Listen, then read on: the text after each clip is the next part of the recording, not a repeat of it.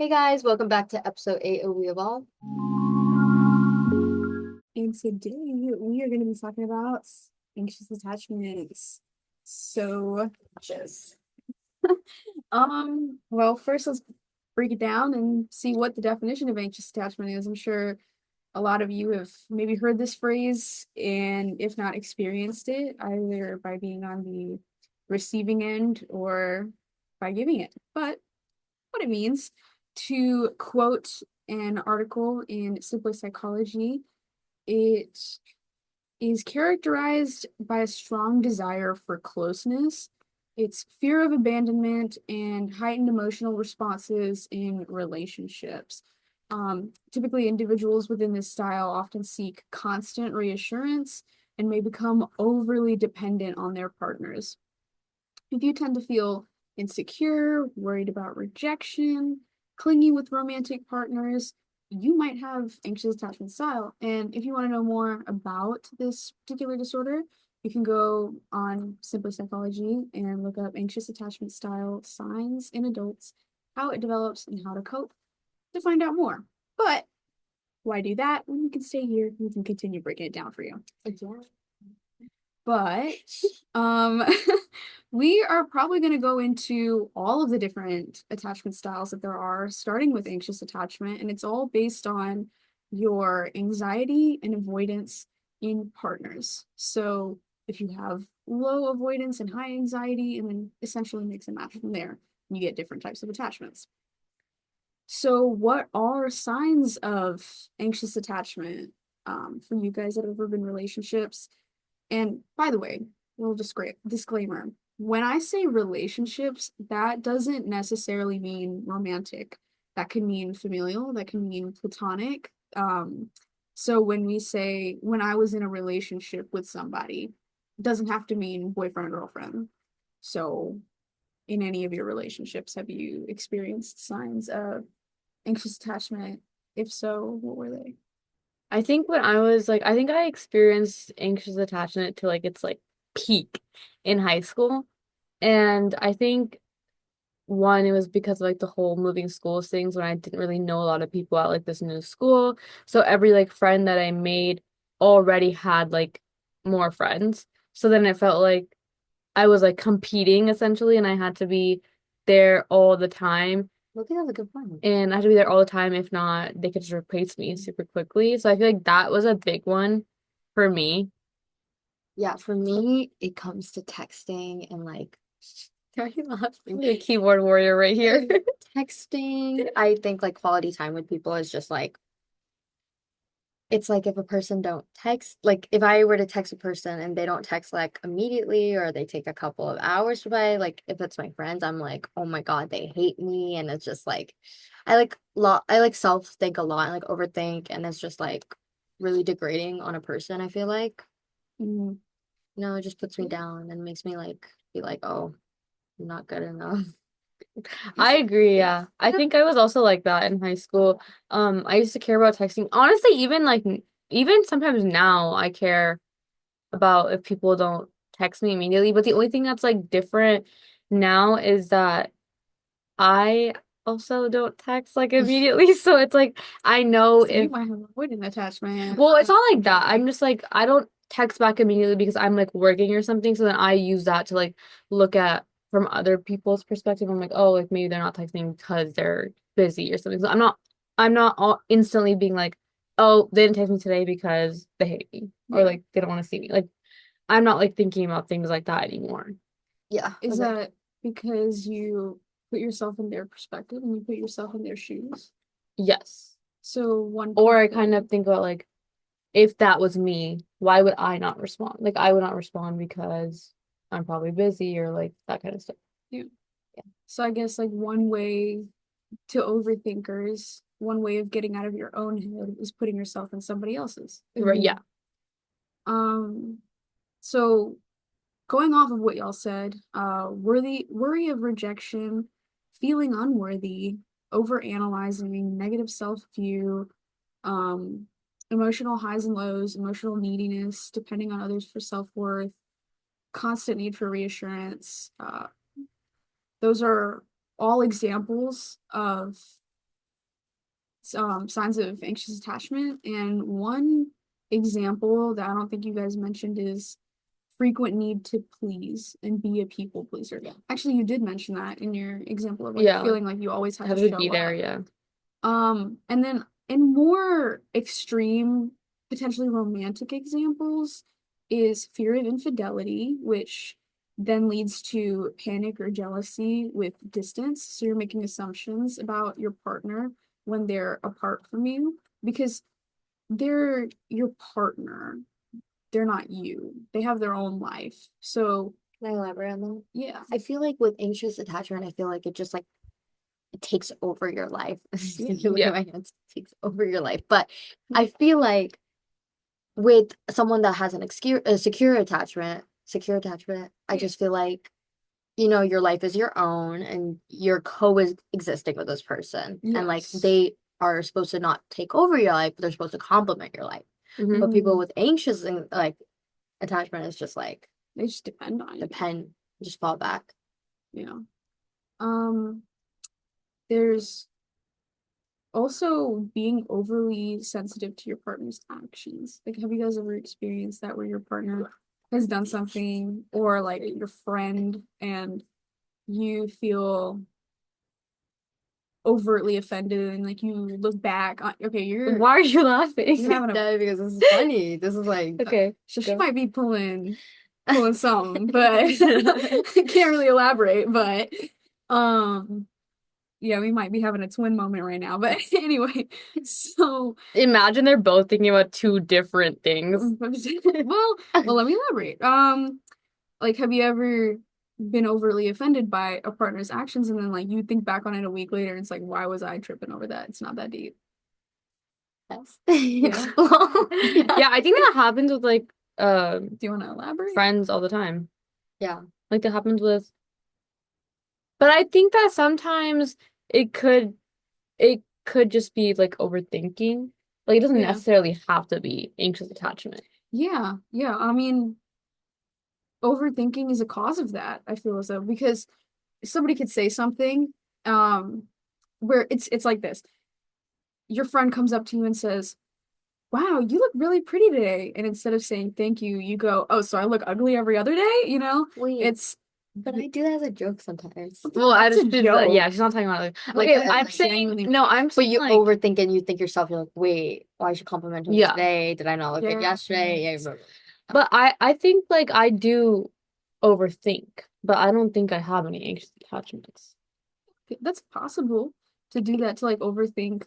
But when you're overthinking I to feel like the it's point where it's detrimental to yourself and your partner and it's actually causing harm to both of you, then you can categorize that as anxious attachment because you're secure. You you seem to establish traits where you can overthink about something, but at the end of the day, I'm just like, no, you're I'm still overthinking. Like it's yeah, fine. you're able to identify that. You're able to sit with yourself and be like, no, but I'm secure in who I am as a person. At the end of the day, I'm not a good or bad person. I'm still worthy of love. People with anxious attachment find love to be so rare that when they do get it and they can see a possibility of it going away, that's when They'll they do get like anxious. anything Yes, to they'll do like anything to keep it. And the fear of losing it causes that anxiety. Um, Going back on more extreme versions in a relationship, is trust issues. Honestly, for clinginess and trust issues, I could see that both in friendships as well. Um, it's just there's a point where if you're experiencing some of these issues, like fear of infidelity and trust issues and stuff like that, with a partner who has proven that it's valid to have trust issues with this person, maybe you two don't belong together. yeah. also a lot of these signs are like it's not like if you do this then you have anxious attachment. It's not like if you're a clingy person because like not it's not like every single clingy person is like anxiously attached to that person. It could just be like that's just their I also personality. feel like it's a So, spectrum. yeah. So I think that it's not like these are like signs, but they're not like if you do this, then you have anxious Yeah. Yeah. attachment. It's not definitive. Yeah. It's if you think about it in a more physical realm, um, signs of having a cold is having high fever, but that's also the sign for many other illnesses. So it's like just because you have a high fever doesn't mean you have a Cool. cold. So just because you experience trust issues doesn't mean you have anxious attachment. In fact, you could be avoidant attachment because of that, and choose to distance yourself from people to avoid getting hurt. So these are just signs that you can look at. But what are triggers to anxious attachment? And what I mean by that is like you can have somebody that's well adjusted or pretending to be well adjusted, and then they experience a trigger and they revert back to their anxious ways. So I'll give an example. When you broke up with somebody because they cheated on you, but then you get a new partner and they start exhibiting inconsistent behavior, and you notice that right before you found out your ex cheated on you, they were having inconsistent behavior. So now that you're in this new relationship, this new person could be having inconsistent behavior, maybe because of personal issues, family issues, job issues, but you're taking their, Automatically thinking about it. yeah, like Like, now you're overthinking, now you're taking their inconsistent behavior and you're just jumping to conclusions, and now you're like, oh, they're doing this because they don't love me enough. They love other people. They want to see other people. I'm not good enough. So that's trigger. Um, so what other triggers have you guys seen or experienced? I think inconsistent behavior is like a big one. Like, I Yeah. think that's like a trigger for me, to be honest. Because if I'm like okay, if I like, I'm someone that has to see my friends like quite a bit. Like, it's not like every single day, but like I do like to like I'm not huge on texting. Like, I like prefer seeing you in person. And if we like see each other like once a week and then we like it's like 2 months later we're not seeing each other at all, Mhm. like that's like wait, like what's Inconsistent. going Yeah. on? Like did you find a new friend? Like what's happening? I think inconsistent behavior is like a big one. And then also what else is there? I feel like, um, I like think that also depends on how close you are with the person, by the way. Yeah. So, like Yeah. maybe talking about like changing stuff and this person does it and then they revert back to their old ways. Like it's starting to like come back. I think also, I don't know if this would be like a trigger, but you know when you like kind of self-sabotage a relationship because you think mm, something is happening and then your mind makes it like you make it so much worse than it actually is, and then you're like, Yeah. I don't know if that makes sense. I Oh don't know yeah, if I that's a get what you're trigger, saying. but like, does that make sense? Like when you like it's a sign. self-sabotage? Yeah, it's a sign, it's a cause. Yeah. Um, Self-sabotage. Yeah. Because again, it goes back to overthinking and thinking negatively about yourself, due to your past issues rather than healing them and moving on, you just move on. So you're going to keep repeating the mistake until you've learned from it. That's the only cure to mistakes is learning, essentially, education and growth knowledge. If you keep doing the same thing over and over again without making any change, that's just, for lack of better terms, ignorance. Hmm. Um, you're ignoring your own signs. But other triggers can include perceived distance and distraction. So if every time you're talking to this person and they're on their phone, you're gonna think, wow, they think their phone is more interesting than me. Like, what could they possibly be doing? They must not love me enough. Which, to be fair, and this the keyword is perceived. So like they could be on their phone shopping on Amazon for a new gift for you, but in your perception, they're just looking at their phone scrolling on TikTok and not paying attention to whatever you're saying. I will say I low key like thinking about it. I don't think that was ever a trigger for me. What? Really? Being on your phone. Being on your phone, really? Yeah. Oh, it's a huge Because trigger. I don't like, I always assume that they're doing something that's like important. Like, I don't Mm. ever assume that they're just on their phone for no reason. Why was that a trigger for you? I just think it's rude. I think if you're spending time with me, it's like, why are you on your phone? Like, it's like, if I'm not on my phone, why are you on your phone? But the thing is, I like, think I'll I get don't on my notice phone. that. Like, I don't think Or I notice when people the thing like is, get on like, their phone. So I I'm will, still talking. Like, I will go and I will do the same thing. Like, I'll be on my phone, like, check something, blah, blah, blah. But it's like when you do it, that's the problem. Like it's like when the phone is away and I'm actually paying attention to you, and if you get on, I'm like, bro, Yeah, I I'm thought, someone that's like if I get on my phone, I'll be like, "Oh, like I'm so sorry. I'm just like texting my mom or like whatever," yeah, and I I'll would, put it down. yeah, But I don't notice when other people are doing it. Like I don't mm, think and then I don't think that they're doing something unimportant. Like Got you. I don't think That's like because you're surrounded by like-minded individuals. yeah, like I don't think someone's like I'm talking to someone and they're like scrolling on TikTok while I'm talking. That's never happened that's to you before? Well, if it has, I don't notice that. Hmm. I'm doing it to you today. After this, I'm gonna do it. Um, that's interesting. I think it's valid to do that if you're announcing what you're doing. For example, Yeah. when you said like, "Oh, sorry, I'm about to text my mom right now," because there's some things in life that take priority over like if your mom is in the hospital per se, you text her back right away. Yeah. Or if you are freaking out about an exam and you are just looking for notifications like just announce, okay, so here's what I'm doing, do it real quick, put the phone away. But I I'll just don't think ask. I've had like I don't think I've had a friend or like a really long interaction with someone that's consistently on their phone. That sounds so like weird because it's so normal. But I don't think I've ever like I have never done that. I don't think I've ever Like consistently on their phone yeah, like they're before. like, "What? Yeah. That's a big What'd you pet peeve say? of mine, I can't lie. What'd you say?" Then I'm just like, "Nothing. I didn't say anything. Leave." Yes, Like That's why I exactly. figured but I I don't just stop think talking when they're on their phone. So I Yes. let them do whatever they want to do, and then I'll that's finish what my I thought. do. Yeah. So then when I do that, like they don't get on their phone again. Yeah, yeah, Without, yeah, you know what I'm saying? So it's Yes. like I've never actually been with Negative someone. reinforcement. Yeah, I've never actually been with someone for a long period of time but they're just on their phone. that they're on their Yeah. phone. I mean, same for me too, but So I don't I think can't. that's ever been a but trigger. no. I'll take that as that's a trigger for me only to get me angry, not to get me anxiously attached. Yeah. Like It just gets me that's mad. It's like, oh, you don't think my time is important. right, exactly. Be respectful of somebody's Yeah. time. Okay, this is going to another topic. But It's like peace. um We should have a topic on pet peeves. um roll. That would be a never-ending episode. Anyways, It'd be such a fun episode. episodes.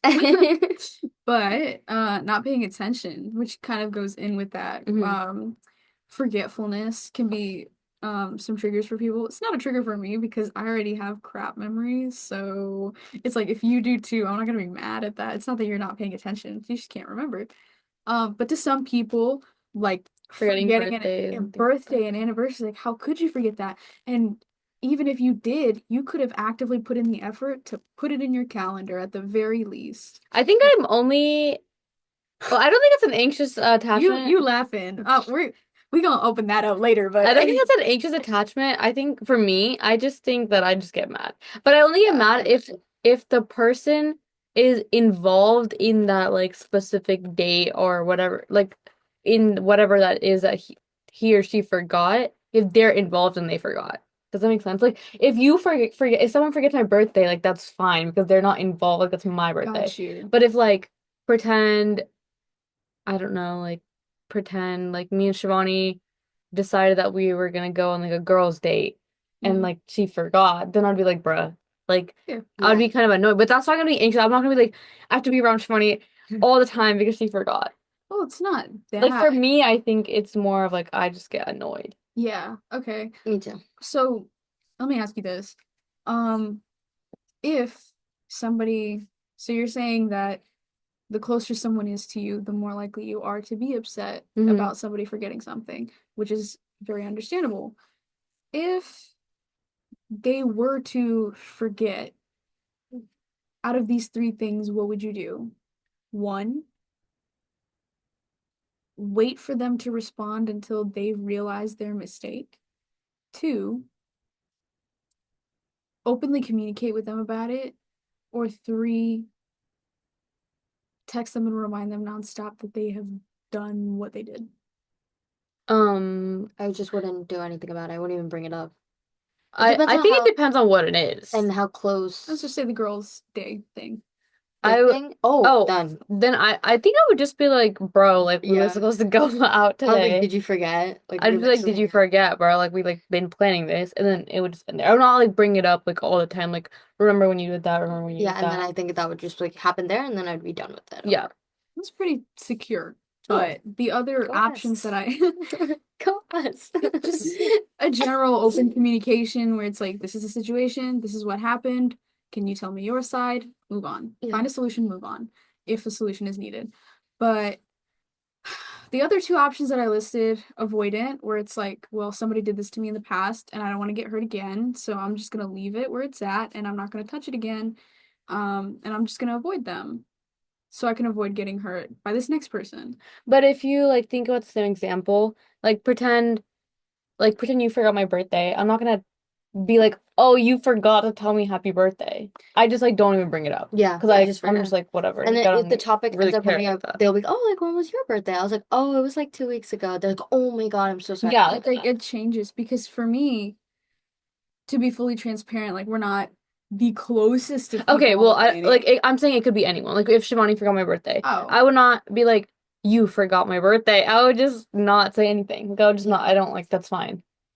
Does well, that make sense? I guess, well, I feel like that has more to do with how well you value your birthday. Like, imagine your family member forgets your birthday, then how Oh, would you I would feel? be Well, hurt. I would be like, I would not like. I would just be like, oh, like they forgot, but I would not like say anything because, like I said before, I only get like really upset when the person is involved in that and then Mhm. forgets. Because like my So with birthday is the, like my thing. Like it's yes. okay if people forget.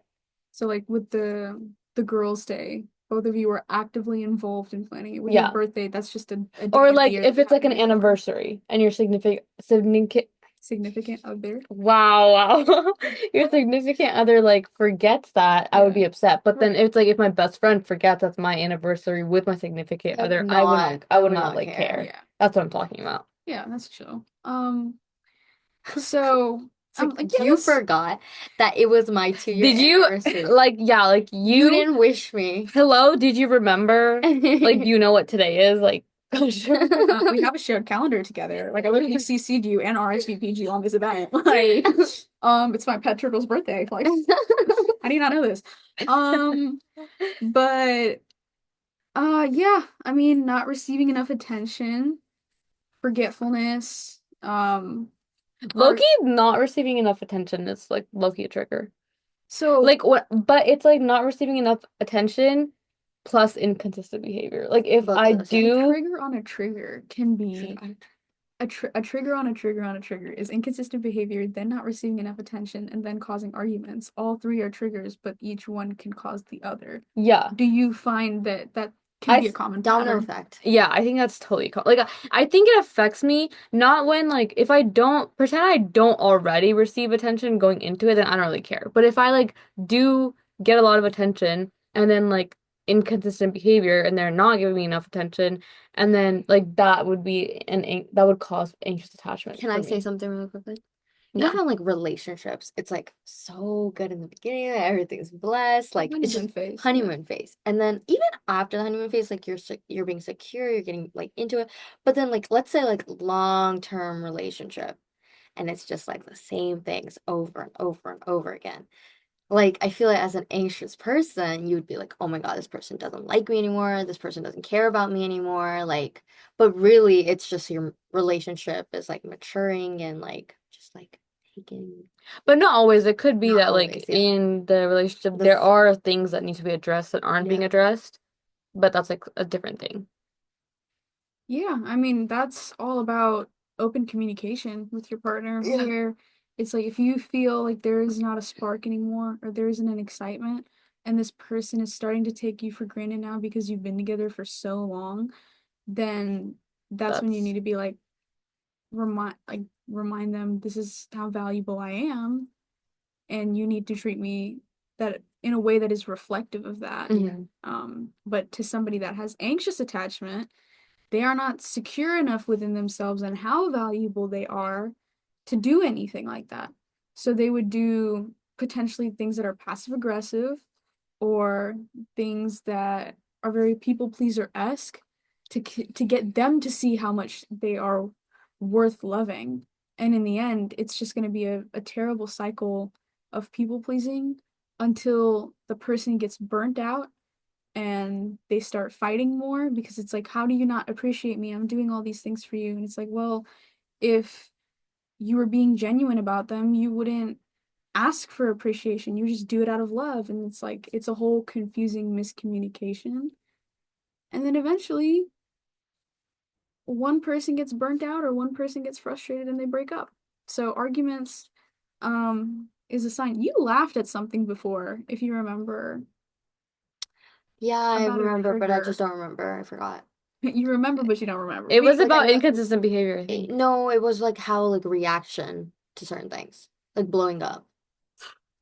I do that a lot. but speaking of blowing up, typically people tend to do that when they have their trust broken, which is another trigger. So have you guys ever I'd be blowing up. I don't think I'm on my trust. Actually, I have, but not. I don't think that that Yeah, is the cause of. I be blowing up without. You be blowing up. what's for the audience sake and for my sake Let's as well, what does blowing Like up getting super, super mean? mad. But the thing is, I just know as a person, like I've learned and reflected on myself that I'm a person that like will take something so just I mean, like I would take something so small and I would just make it like it's the worst thing you've ever done to me. Okay. So then I've learned this, I've acknowledged this, and I've reflected on it, and I'm like, you know what? Like, Deeksha put me on. I'm gonna start journaling and I'm gonna write my thoughts down. And like I just feel like now, like if you talked to me like 3 weeks ago, I'd be like, no, like my behavior is fine, it's acceptable. But now it's like when I look back, I'm like, wow, I just I think I think I have had my trust broken, but I don't think that's the cause of like me getting mad and stuff. I think honestly, me getting mad is like a learned behavior. Well, let me ask you this. When somebody does break your trust, how do you react and why? I just feel like I'm like psychoanalyzing both of y'all right now. she's like a little, we're she's like a gonna little reflect the therapist, question like back in to here. you. Your It's turn. like I feel See, like I'm doing betrayed. all the questions, so Kind of. I'm good. You feel betrayed? I feel like whatever we had was not it because it could just like it's not this could happen in friendships, it could happen in like with your siblings, it could happen with your parents, it could happen with anyone. I just feel like what we had or what we were doing is like not it wasn't worth anything to them. Yeah. Like it was just so Mhm. easy for them to like go do whatever they did to break the trust. But I don't think the thing is like I don't think that my trust I don't okay, so I don't have trust issues, guys. Like it's not like I'm like sitting here with trust issues. I I'm do. saying I'll tell you that right now. I I'm got saying trust issues. I've had my trust broken, but I don't think I have trust issues. But I don't think my having my trust broken is the reason why I react the way it is. I think the reason why I react is a learned behavior. Like I think From what? from the people around me since I was little. Got you. And I think I actively like I think I'm better at it now. Like I'm You better. laughing again? What's She up? always like side-eyeing and laughing on the Side-eyeing. side. We gonna clip this and make a compilation. All the episodes of showing side-eyeing and all. Just like But little sound effects and everything. Duh. Duh. and then she's like, "What did she say?" And it's like, We'll watch the episode to find out. anyways, Not I spilling our marketing techniques. Anyway. anyways, yeah, I think I'm better at it now. Like I'm definitely getting better at that, and I see like the reasons behind it, but I think the mindset is a learned behavior, if that makes sense. Yeah. Like I sometimes I catch myself thinking like, why am I even thinking like that? Like why am I even thinking about the situation like that? Yeah. Like how I'm thinking about it is not healthy. Like forget about how I'm reacting, like how I'm even thinking about it is unhealthy. And like I guess like realizing is the first step to fixing something, right? Like how are you gonna fix it if you don't even know you're doing it? So untraining your brain in a way. Yeah. But people with anxious attachment who haven't found a solution yet will continue to be in that cycle where I'm smiling. y'all are, I y'all made are a happy to be I'm here. so no, Apparently. I made a face, but no one saw it. Oh. So then I started smiling. I was like, why are you What'd you do. I was like, But going alongside with having trust broken, it can be a trigger to those with anxious attachment because it goes back to inadequacy, where they feel as though they're not worthy enough to not have their trust broken. And they're constantly looking at things that they've done wrong. Typically, the reason for this is parental relationships. Like if they've ever gotten their trust broken when they were a child by their parent, and then their parent expected them to react in an apologetic manner or expected them to react like they should just get over it and everything's fine and that they're the ones with the problem. So gaslighting essentially. That can cause anxious attachment in future relationships when they get their trust broken by their partner. They'll react in a similar way and they'll get really anxious and they feel like their love is fleeting from them before their very eyes. But we will go deeper into causes later in the episode. But before I get into that, I want to ask, have you experienced anxious attachment? If so, what does it feel like? Because we've gone into the definition, we've gone into the background, looking at it just in regular terms. What does it feel like? I think that I've had anxious attachments when I was in high school, but I think it was coming from me and not the other person. Like the other person wasn't really doing anything, it was just coming from me. I'll say like in one word, it's so draining. Like it's so draining because it's like you're prioritizing this one person even though you have so many other things to be doing, so many other like friends that you have, like whatever it is, you're prioritizing this one person and then it's like everything that you need to do or you want to do is like pushed back because of this one person. And And you you can't f control it. yeah, and sometimes it just feels like if you're not there, you're missing out, and if you're missing out, they don't want to be your friend anymore. Like it just feels like that. It's like that, but like on a repeated cycle. So it's like you have to be there or you're missing out. And then it's like as kids, we can't just go wherever we want. Like we need permission from our parents. Then it's like make like having to be there all the time. It's like your parents are obviously not going to say yes if you're like at their house all the time or like hanging out with them all the time. So it's like, I guess, like getting in arguments with other friends because you're not spending time with them because you're anxiously attached to one person, or getting in fights with your parents because they don't want you to consistently go out. And then it's like a whole another thing if the person you're attached to is like a bad influence or a bad person. Mm. Like that's a whole another problem. But in like one word, it's just draining and it feels like it takes up all your time, your like emotional time, your social time. Like you just when you're back from whatever you're doing with that person, you just feel like you did so much and like you're so drained, but that's all you did was see them and hang out with them. Yeah. Oh. So for me, Oh my God, that's so true. Sorry. what a great Wow. reaction. Because like I've had that feeling not even with people, with organizations, I feel as though because I dedicate so much time and effort into that passion or that cause and um it's not even the cause of the passion, it's the people that I associate with it. So like coworkers or superiors.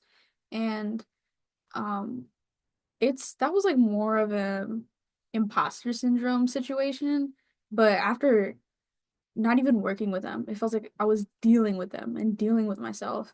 I just felt very drained. So yeah. But Yeah, I mean, basically what you two said. I feel like I only now am like acknowledging like how I used to act and like it could be like the smallest things ever and I would just like tweak.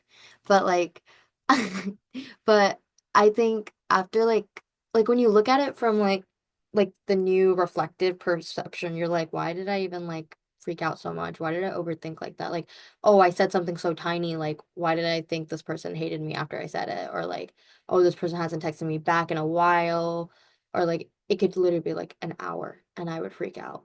I'm like, oh my God, they hate me. And it's just like, it's draining. It's just like a cycle. And you feel like the whole like that person, like, or relationships will like Consumes consume you. you. And it's just like, you're like, oh my God. But you do have other stuff to do. It's not just this. So, And it's like you know how you feel. You come home or after whatever you're doing, you feel drained, but you wake up the next day and do the same thing. it's just toxic behavior you're doing to yourself. let me ask you this. Are dead leaves pretty? Huh? Are dead leaves Oh, pretty? this was a plant for a sec. I was like, why? No, they're not pretty. But like, you can't grow without shedding your dead leaves. You're right. Old versions of you may not be pretty, but you can't grow until you've really looked at them in the eye and let them go. Ooh, I like that. You serious? I'm letting you go. Let me go. Free me. Oh. No, but you're But so right. I feel that. It's just like um you look back and you're like, wow, how did I act? How was I as a person? And now you look back now, you're like, okay, like I'm like content with myself, you know? hmm yeah. And with me, when I had anxious attachments, the thing is, the people that I was anxiously attached to, I'm still really, really close to. But it's so now it's like I'm realizing that that was like my thing. That person wasn't causing the anxious attachment. It was my own like Yours. self-sabotage. I was Self-sabotage literally stuff, just yeah. doing it to myself. Because now that I'm like getting better and doing better, I'm not anxiously attached. I don't think like that anymore. I don't think that, well, yes, sometimes obviously if you're not there like for multiple times, you're like, oh, I'm missing out. But I never think about like if I don't attend, then I'm not gonna be their friend anymore because I'm missing out. I don't think about it like that anymore. The reason for that is because not only are you more secure in yourself as an independent thinker and person, but you're also taking responsibility for your actions. I feel like if you are somebody with anxious attachment and you are in a relationship with someone and you feel the relationship beginning to crumble because of how anxious you are, first thing you should do is take responsibility for your actions. Hey, be self-aware. I know that I'm doing this and I have something else to say after you're done. That reminded me. I apologize for how my actions made you feel. Um, Emphasizing my actions. You are not responsible for my emotional state. I shouldn't make you responsible for that. Therefore, and then maybe going into like reform.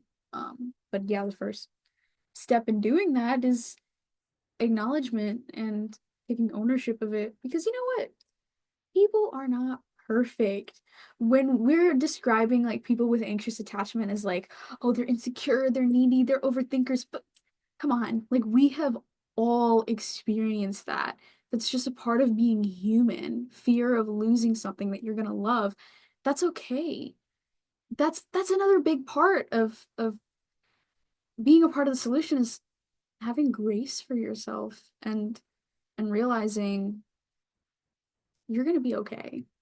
With or without this person, with or without this thing. Because you can also be anxiously attached to inanimate objects as well.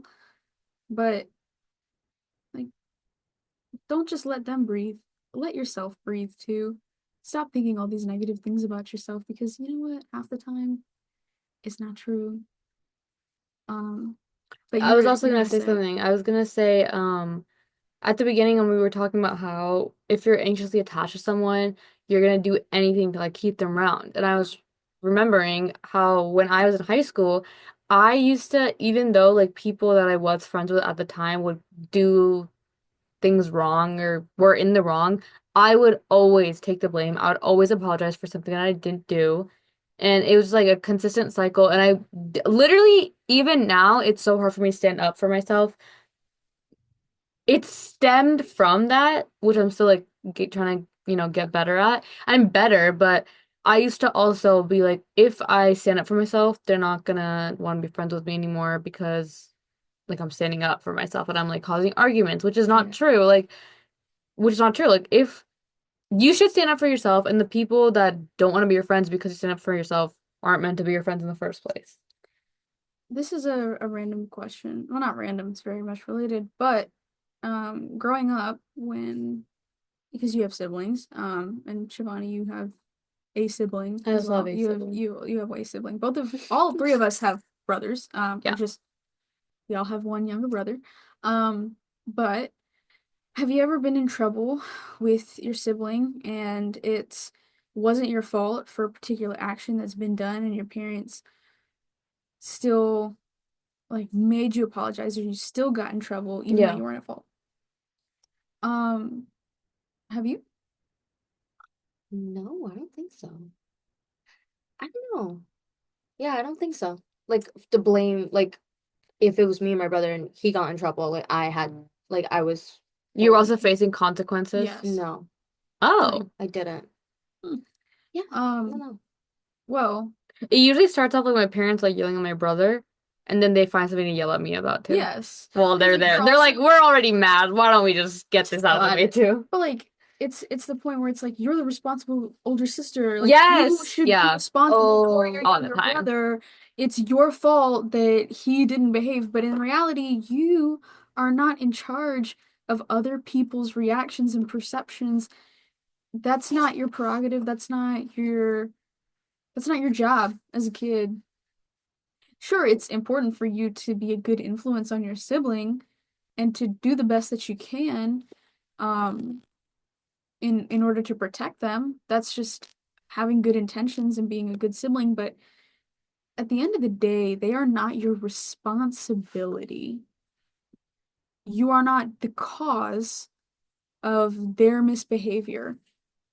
While it's important for you to do whatever you can to help them, there's a point because you are their sibling.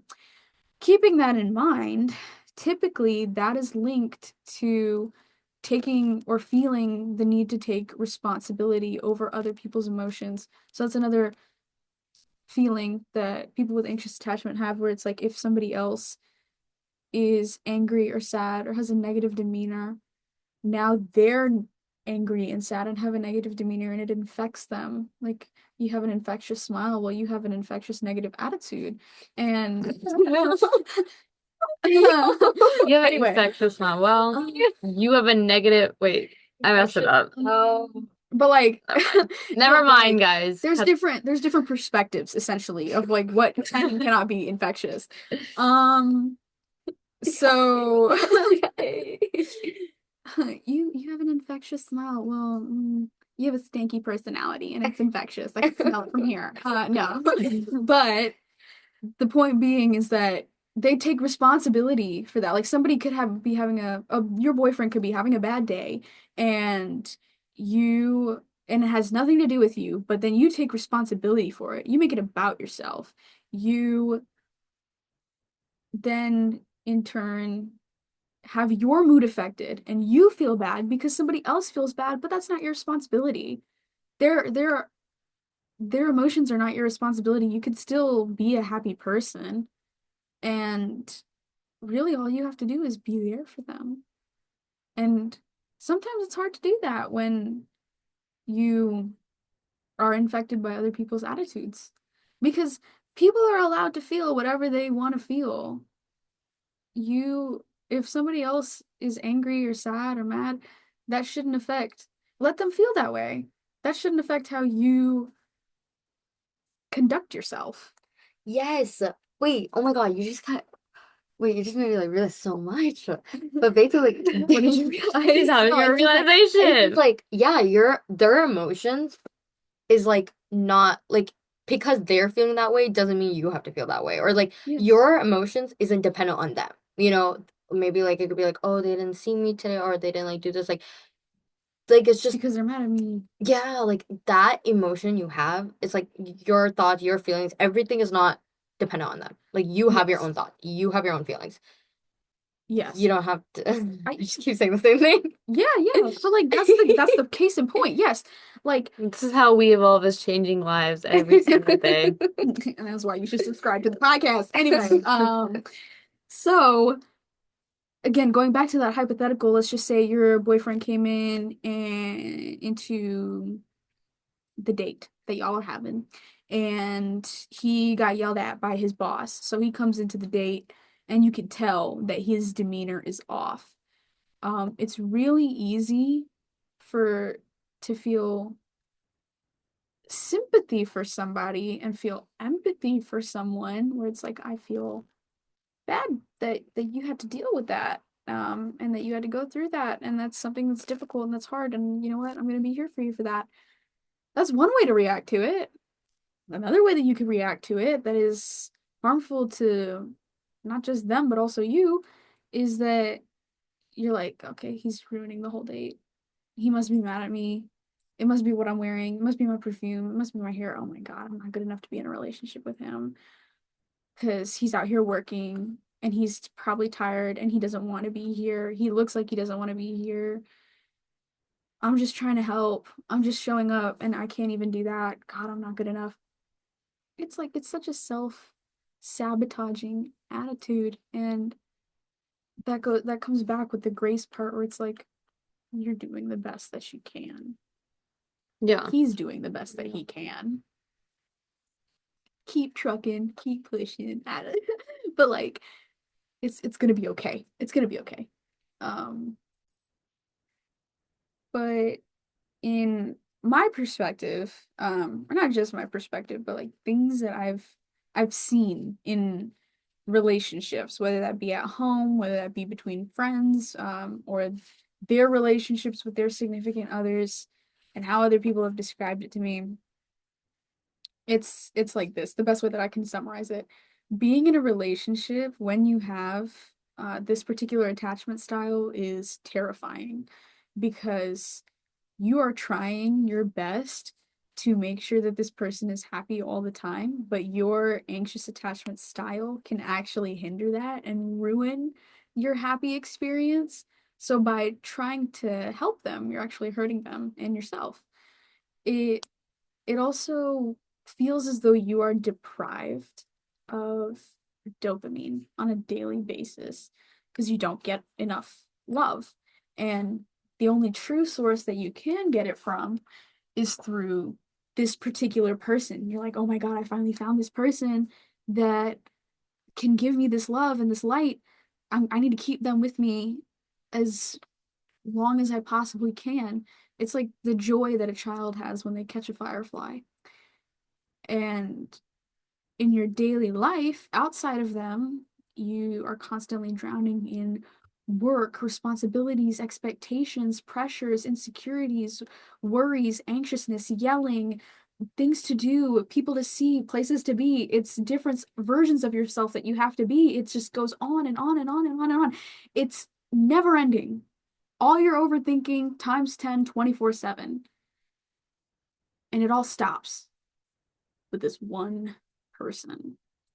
You get to breathe with this one person. You're not drowning anymore. You're not struggling to breathe. You're fine. You feel safe. And when they go, you feel unsafe again. You feel like you're drowning again. You're fighting to get that breath of air again. You're And addicted to the person. yeah, that can be the case sometimes. Which is why you get really anxious and you quote unquote tweak when they're not there. Um, but it's like when you're without this person, you may have been drowning, but hypothetically, let's just say you were fine before this person ever came along. Mm. It's as if you forgot how to breathe once you met them because they took your breath away. But yeah, that's what I've seen when dealing with or hearing about people with anxious attachment. And in the next episode, we are going to go deeper into causes. So today we've highlighted here and there based on examples given. It's like, oh well, was that like how it was in your childhood? Interesting. Like that's like, but really, when you think about it, most of the causes that we have found, it's from childhood. And as for how you heal, can't really look into the past, but you got to look at how you treat other people and treat yourself in the future. And that is what we are going to be talking about in the future. So stay tuned. Hey, that's all for today. Stay tuned for part 2 next week. Bye, guys. Bye.